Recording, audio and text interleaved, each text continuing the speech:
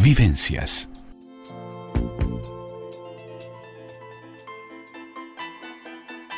El todo y sus partes. La columna de Carmen Molinas Bonilla en Vivencias.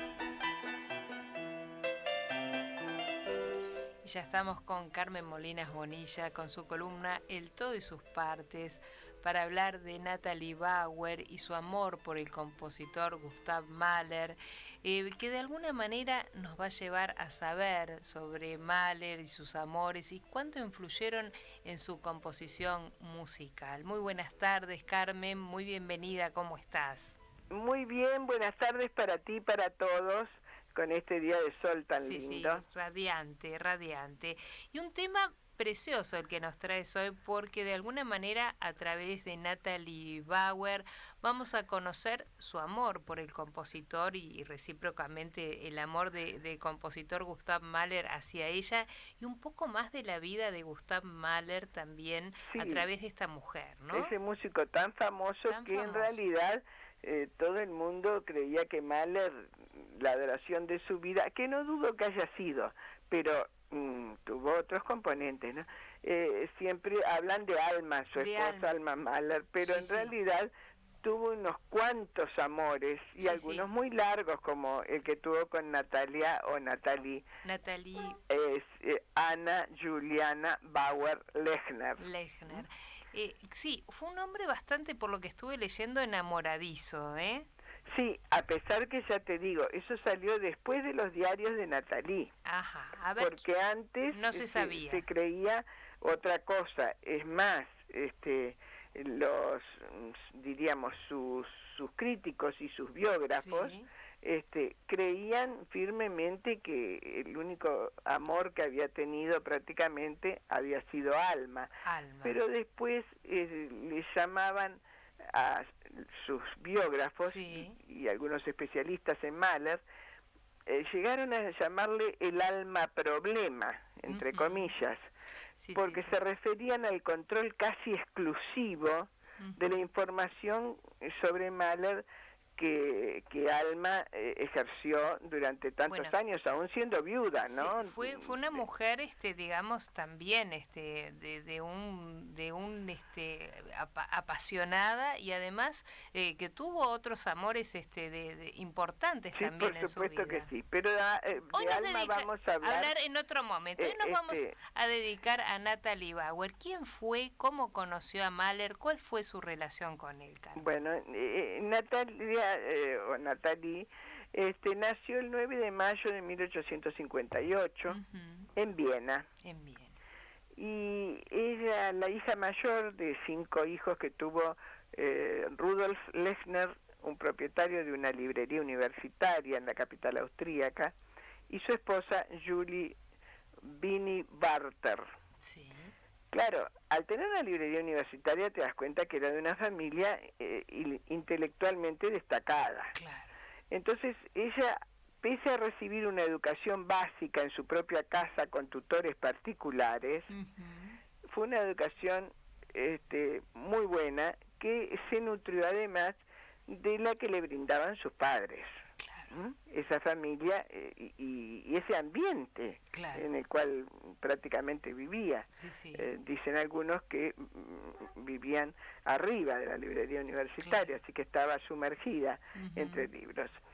Entonces ella empezó a darse cuenta que su carrera realmente era la música. Entonces también recibió clases privadas y estudió violín, pero luego ingresó en el Conservatorio de Viena.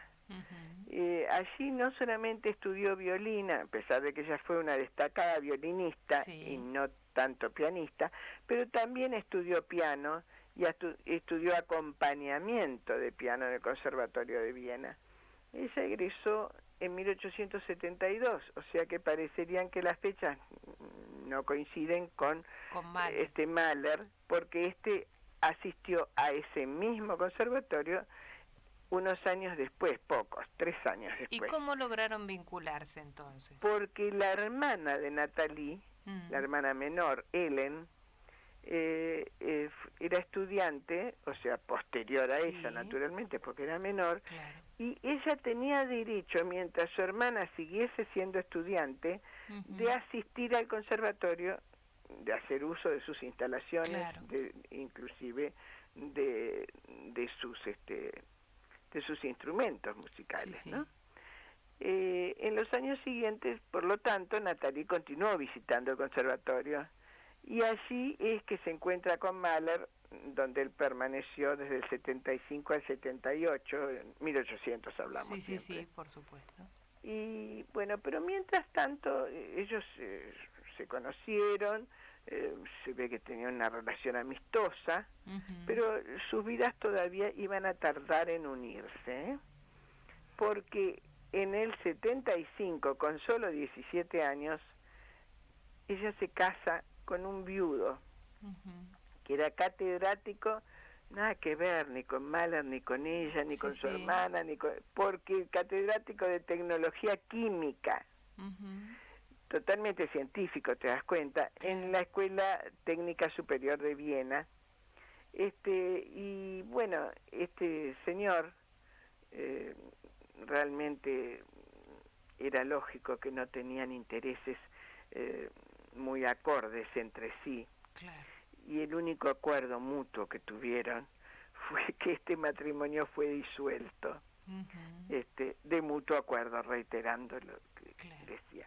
Así que estuvo pocos años casada, y ella, al divorciarse, se centró en su trabajo como profesora de violín, y además era miembro de un prestigioso cuarteto de cuerdas femenino, que no era muy común tampoco, que se llamaba Soldat Roger String Quartet, el cuarteto.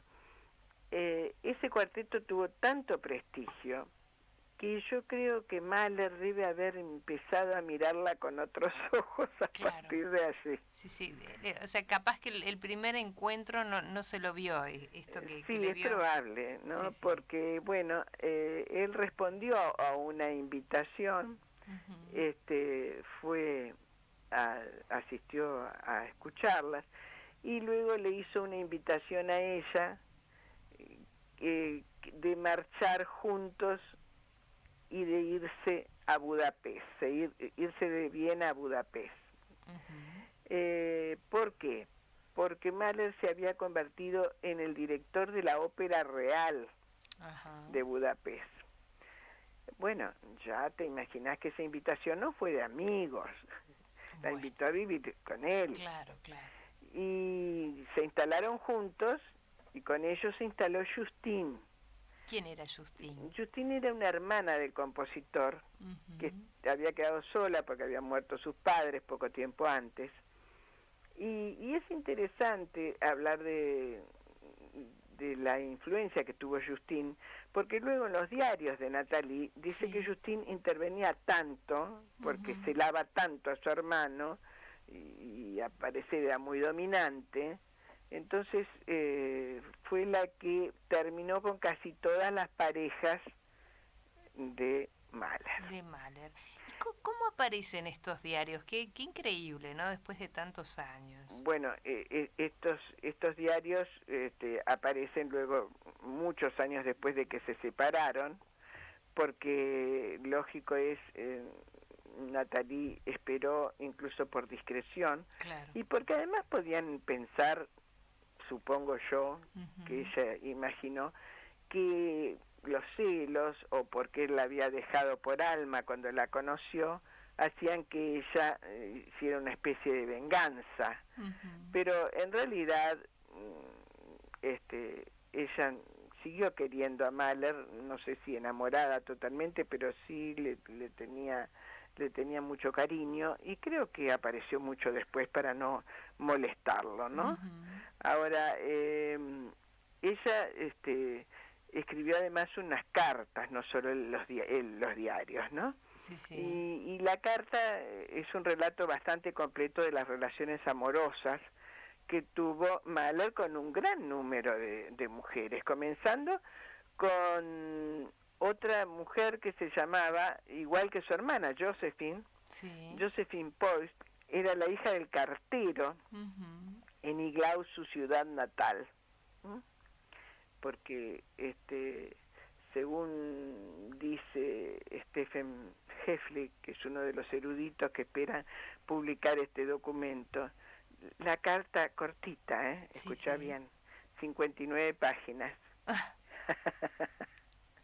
Yo creí que era en serio lo que nos estabas diciendo, Carmen, era sarcásticamente. Pero la verdad que viene en serio. 59 páginas, habría amor ahí también, Sí.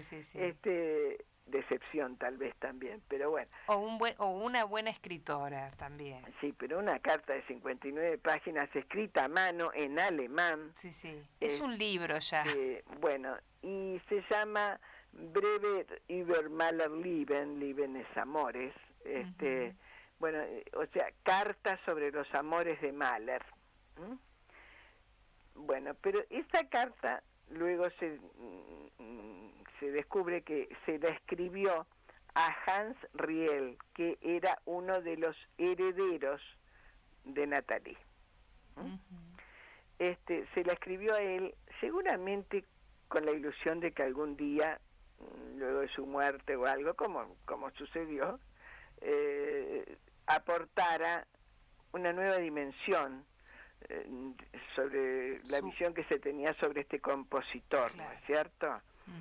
En realidad, a menudo se lo ve si uno observa o escucha esas sinfonías y las canciones agridulces que se convirtieron en la parte cada vez más central del repertorio clásico, de su repertorio clásico.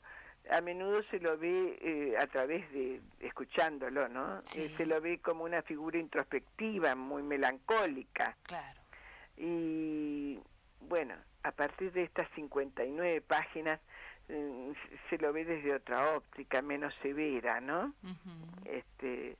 Y que capaz que también tengan relación con esas composiciones que claro, por supuesto, se opina eso, ¿no? Y bueno, pero no olvidemos que Mahler perdió a su hija y bueno, y no se recuperó nunca de la tristeza, y también compuso algunas obras como La canción de la tierra, que es sumamente melancólica, que fue posterior a la pérdida de su hija de él y de Alma, ¿no? Y de Alma. Que de eso tal vez vamos a hablar cuando hablemos de Alma. Bueno, él tenía un amor, al parecer absoluto por Nathalie. Duró 12 años su relación. No es algo, no es poca cosa, claro, pero el hecho es de que cuando él conoció a Alma se borraron todas las mujeres y fue un noviazgo con Alma muy corto, ¿eh? Sí, y además muy corto por un lado y muy larga la diferencia de edad. Sí, 22 años le llevaba. Porque ella tenía unos... ¿Tú te das cuenta que la pobre Nathalie siempre queda detrás? Porque hasta cuando vamos a hablar de sí, pero es que... Estamos hablando de Nathalie y bueno, otra lo vez que pasa aparece Alma, fuerte. Pero Alma se lo arrebató de alguna manera. Totalmente. El amor que tenía, ese amor lo dejó atrás, fue ella la que de alguna manera causó esa ruptura, ¿no? Justamente, pero no solo eso, sino que lo engañó a Mahler, ¿no? Mahler llegó a consultar con el mismo Freud para superar eso. Y no solo superarlo, sino aceptarlo, que es mucho peor. Ella tuvo relaciones con varios hombres, entre ellos uno de los músicos, Weber. Y bueno, y seguimos hablando de Alma. Seguí, Carmen. Bueno, es muy interesante la vida de Alma, que la vamos a tener que abordar en otro momento. Justamente, en la próxima. Pero seguiremos con Nathalie, que también es una mujer que a pesar de, después de cuando se separa de Mahler, tiene mucho también para por lo que admirarla, respetarla y recordarla también. Sí, inclusive te das cuenta, una mujer que aguantó, a pesar de que fue escribiendo y escribiendo, pero aguantó tantos años para dar a conocer, y lo dio a conocer a través de un heredero, dejó sus escritos sobre Mahler, pero para que alguien hiciera con ellas, supongo que tenía la ilusión de que alguien publicaría esos escritos que dejó, porque para algo se dejan, ¿no? Claro, sí. Ahora, ella, el amor por Mahler continuó de tal manera que ella nunca más tuvo una relación con otro hombre, una relación por lo menos que se conozca o que fuera medianamente larga, después de esos 12 años que convivió con Mahler. Y que además luego no quedó enemiga de Mahler. Ella siguió siempre atrás, buscando colaborar con él en algo si es que servía.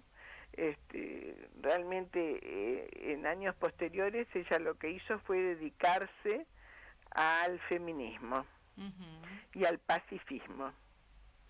Estamos hablando ya en un periodo del año 1900, 1910, más o menos la primera época. Después ella siguió trabajando en la editorial de su padre, publicó un libro que se llamó Fragmentos, y es una colección de aforismos y de ensayos sobre temas tanto artísticos como políticos, filosóficos, también psicológicos, en los que ella siempre se manifiesta en pro de la cuestión femenina, porque es una gran luchadora por los derechos de la mujer en aquellas épocas que la mujer tenía pocos derechos, ¿no?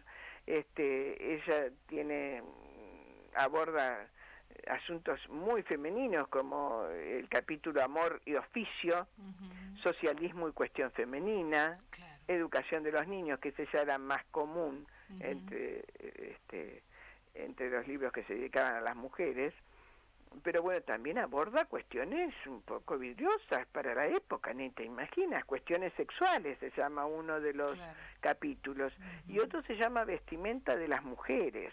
Con ese creo que tuvo problemas, ¿no? Bueno, imagínate, si en España, lógico es que en la zona que ella estaba eran un poco más abiertos, pero si en España hubo un escándalo mayúsculo por una mujer que salió con una pollera pantalón larga hasta más allá de los tobillos, y anchísima, que realmente cuesta darse cuenta que no es una falda, sino que es un pantalón, que la corrieron, la apedrearon, la insultaron, un poco como a la sin sombrero, ¿te acuerdas? Sí, me estaba acordando, no te quería interrumpir, tal cual. Bueno, imagínate ella escribiéndolo, algo que quedaba. Algo que quedaba, ¿no?, como testimonio. Bueno, después publicó un artículo pacifista en una época muy difícil, ¿no? Porque lo publicó en 1918. Claro. Y se llama Sobre la guerra, el artículo. ¿Sabes qué? Por ese artículo la pusieron presa, la mandaron a la cárcel por alta traición. Yo estaba pensando que la habían mandado a la hoguera, pero ya la hoguera había pasado, pero seguramente sí, me lo venía viendo, no sé por qué perfilaba que iba a pasar algo así. Sí, es impresionante, ¿no? Ya de por sí estaba señalada por ser pacifista en un momento, fíjate la guerra del 14, en la Primera Guerra Mundial, ya señalada como semi-traidora prácticamente, por ese libro. Pero bueno, imagínate vos que después ya se juntó todo y terminaron, ya no era pacifista, ya la mandaron a la cárcel por alta traición. La cuestión es que después lograron, yo supongo porque la familia estuvo ahí interviniendo, que le redujeran la pena, pero la enviaron de la cárcel al sanatorio del comercio de Viena. Porque bueno, la familia habrá dicho no es que es una traidora, es que le falla algo. Sí. Pensaron que podía tener una neurastenia, que podía tener algún problema mental. Y bueno, y así pudieron sacarla de la cárcel. Sí, yo creo que, no sé si pensaron o fue una estrategia para por sacarla de la supuesto, pensaron cárcel. es un decir. Yo creo que fue una estrategia, Claro. por supuesto, de la familia, ¿no? Pero Sí. bueno, logró que pensaran los otros, Claro. Y aceptaran los que tenían el poder, y logró que ella fuera en libertad entre comillas, porque pasó a un sanatorio. Pero finalmente pudo salir del sanatorio y vivió hasta su muerte, que fueron pocos años, porque fue en 1921 en la casa de su hermano Oscar. En la casa de su hermano Oscar le proporcionaban unos ingresos diarios de 300 coronas austríacas. ¿Por qué? Porque sus libros en el extranjero se vendían, y se vendían claro. muy bien. Bueno, y su violín y sus pertenencias, cuando ella falleció, fueron tasadas en 77.000 coronas. ¿Y por qué decimos esto? Porque contradice a otras fuentes que indican que ella murió en la extrema pobreza, y no es así. Y fue enterrada en el mausoleo de la familia Lechner, en el cementerio central de Viena, para que te des cuenta que era una familia de importancia, ¿no? Claro, sí. Ahora, toda la publicación de su obra más importante es complicada, porque esa colección de notas, la primera que se publicó, que se titula Mahleriana, un juego de palabras sobre Mahler, ¿no? Claro. Que eran aparentemente derivadas de unos 30 diarios que ya no existen, pero en realidad que ya no existen aquellos 30 diarios, pero supongo yo que esto salió de algo, así que en aquel momento existían y probablemente sigan existiendo en poder de sus herederos, porque ya ves que hace pocos años este heredero aparece esa carta de 59 páginas, ¿no? Que es prácticamente un diario. Claro. Entonces, bueno, durante su vida ella también publicó breves extractos en 2 revistas. Fíjate que tuvo que publicarlos en forma anónima, no los podía firmar como tantas mujeres postergadas, ¿no? En forma anónima en Der Merker, en 1913. Y luego pudo firmar con su propio nombre en Musikblätter des Anbruch, sobre las partituras musicales de la Guerra del Amanecer, quiere decir eso. Claro. O sea, Musikblätter des Anbruch quiere decir sobre las partituras musicales de la Guerra del Amanecer. Después también publicó Memorias de Gustav Mahler, y bueno, y es una selección extraída de ese material disponible en aquel momento, que eran sus diarios. Así que el manuscrito, como lo tuvo la familia por muchos años, no está intacto. Claro. Hay numerosas páginas que fueron arrancadas, dicen que por manos desconocidas. Se cree en realidad que, como durante la vida de Nathalie ella prestaba el manuscrito a amigos y a conocidos, y también sus propios padres lo tuvieron en su poder durante algún tiempo, es probable que algunas cosas hayan arrancado para dejarla bien a ella. Por ejemplo, la relación amorosa, ahí no aparece mucho. Bueno. Fue realmente, Carmen, es un placer escucharte como todos los miércoles. Se nos fueron los minutos, pero creo que pudimos conocer más de esta increíble mujer, de este amor de Mahler, que no es tan conocido como el de Alma, pero que vale la pena sacar a luz, y también para conocerlo más a él. Sí, justamente, cuando hablemos de Alma, en la próxima, vamos a ver todas las circunstancias que rodearon este amor, porque así como hablábamos de una y mencionábamos a la otra, también cuando hablemos de Alma vamos a tener que mencionar a Nathalie. A Nathalie. Bueno, me parece una buena idea, ya que hoy a Alma la mencionamos unas cuantas veces. Sí. Se lo merece. Carmencita, un placer como todos los miércoles. Te mando un beso enorme y muchísimas gracias por acompañarnos. Gracias a ti y a la audiencia. Los voy a invitar a hacer una breve pausa y luego... Vivencias.